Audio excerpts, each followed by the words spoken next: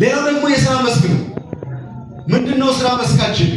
በህይወትና በሥራ ነክ አውዶች ውስጥ የእግዚአብሔርን ጸጋና ክብር የሚያንጸባርቅ በእግዚአብሔር የተሰጡ ስጦታዎችን፣ ተስጦዎችን፣ ችሎታዎችና ክህሎቶችን በማዳበር በህይወት ጥሪያችን ወደ ኢየሱስ አምሳል የምንቀርጽበት ሂደትን ነው የሚያሳየው። እንደዚህ ይላል ቆላስይስ ምዕራፍ 3 ቁጥር 17 ላይ በቃልም ቢሆን ወይም በሥራ የሚታደርጉትን ሁሉ በጌታ በኢየሱስ ስም አድርጉ ይላል። እኔ እግዚአብሔር ቸርች መጥተን ማይክ ይዘን መዝሙር ማዘመር ብቻ አይደለም እግዚአብሔር ሊከብር የሚፈልገው። እኔ ወጣቶች ስለሆናችሁ በጣም መናገር ፈልጋለሁ፣ ግን አሁንም ቢሆን አጠር አድርጌ እንዲገባችሁ ተናግሬ አልፋለሁ። እግዚአብሔር በእናንተ ውስጥ ተስጦ ቢያለው አንድ ወጣት እግር ኳስ ተጫዋች ነው ልበል። እግር ኳስ መጫወቱ ከእግዚአብሔር ህይወት አያልቀውም። በእግር ኳስ ሜዳ ግን ኢየሱስን ማሳየት ሲችል እዚህ መድረክ ላይ ካለው ማይክ የማያንስ ህይወት እዛ ይገለጣል። እስቲ አሜን ነው። እስቲ በደም አሜን በሉ ባካችሁ። እኔ አንድ ሰው ጌታን ለማክበር ካስፈለገው ቸርች መድረክ ላይ መጥቶ ፉልፊት ላይ ማይክ ይዞ መስበክ ሳይሆን አንዱ ኢንጂነር ህንፃን እየገነባ ለእግዚአብሔር ክብር እውቀቱን ሲያውል ሰዎች በሱ ስራ ሲደሰቱ እግዚአብሔር በሱ ደግሞ ይከብራል። ፉልፊት እዛ ኢንጂነሪንግ ስራው ጋር ይመጣል ማለት ነው።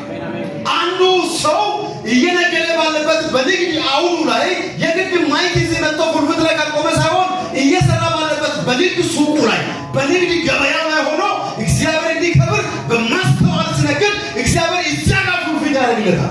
እስቲ አማን ነው። እስቲ አንዱ የሚያስተምር መምህር በተማሪዎች ፊት በሚቆሙበት ጊዜ የእግዚአብሔር መንግስት እየሰራው ነው ብሎ የእግዚአብሔርን መንግስት በተማሪዎች ውስጥ የሚቀርጽ ከሆነ የዚያን ጊዜ ፉልፊቱ ትምህርት ቤቱ ይሆናል። እስቲ በደም አሜን በሉ። እስቲ አንዱ የጤና ባለሙያ እግዚአብሔርን በመፍራት የሰው ነፍስ አድናለሁ ብሎ እያከመ በጌታ በኢየሱስ ክርስቶስ ነው። በሰው እውቀት ብቻ አይደለም ከመለኮት የሆነ ፋውስ ይሁንልኝ ያለ የሰዎችን መንፈስ ስመት ጤንነታቸውን እያከመ በፋርማሲዎች፣ በክሊኒኮች፣ በሆስፒታሎች፣ በትላልቅ የጤና ሴንተሮች ላይ እግዚአብሔርን የሚያከብር ከሆነ ጤና ባለሙያው በሚያገለግልበት በዚያው መስሪያ ቤት ፉልፊቱ ይዛ ይሆናል። እግዚአብሔር ይፈልጋል። ቸርች ያለችው አንዷ ፉልፊት ብቻ አይደለችም። እግዚአብሔር በስራ መስኮቻችን ሁሉ ሊከብር ይፈልጋል። አሽከርካሪው መሪውን በሚይዝበት ጊዜ በጌታ በኢየሱስ ክርስቶስን እግዚአብሔር ሁሉን አንተ ያሳልፈ ሰጠው። የማሳፍራቸውም የማመላለሳቸውን ሰዎች በሰላም ውሎ እንዲገቡ ፈቃድ ይሁን። እኔ በሰላም አውለኝ፣ በሰላም መልሰኝ። ቤቴን አደራ እግዚአብሔር፣ ቀኔን አደራ፣ ውሎዬን አደራ፣ ማታዬን አደራ፣ አዳሬን አደራ፣ ልጆችን አደራ፣ ትዳሬን አደራ፣ ዘመኔን አደራ፣ ስራዬን አደራ ብሎ እየነዳ እያለ መዝሙር እየዘመረ በእግዚአብሔር ፊት መቆም የሚችል ከሆነ ጋቢናው